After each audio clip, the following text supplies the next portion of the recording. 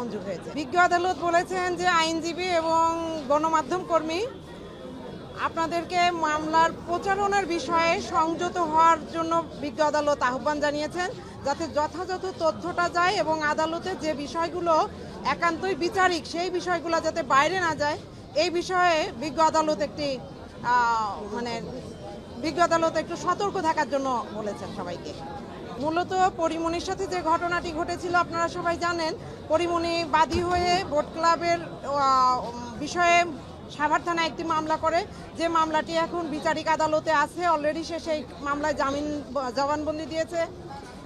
একই বিষয় নিয়ে 1 বছর পর আজকের যে বাদী, যে মামলার বাদী, সে 1 বছর পর এই মামলাটি দায়ের করে বিজ্ঞ আদালতে এসে, এবং আরও 1 বছর পর 2022 সালে মামলা দায়ের করে। 2023 সালে মামলার প্রতিবেদন আসে। আমরা মামলার বিষয়ে ডিসচার্জের একটা দরখাস্ত দিয়েছিলাম। বিজ্ঞ আদালত আমাদের সময়ের দরখাস্ত নামঞ্জুর করে চার্জ ফ্রেম করেছেন বিধায় আমরা বিজ্ঞ আদালতে ডিসচার্জের দরখাস্তটি শুনানি করতে পারিনি। তবে আমরা মনে করি যে এই বিষয়ে আরেকটি মামলা চলমান থাকা সঠিক হয়নি বলে আমরা আইনজীবীরা মনে করেছি বলেই দরখাস্ত দিয়েছিলাম। তো যাই হোক, আমরা ট্রায়াল ফেস করব।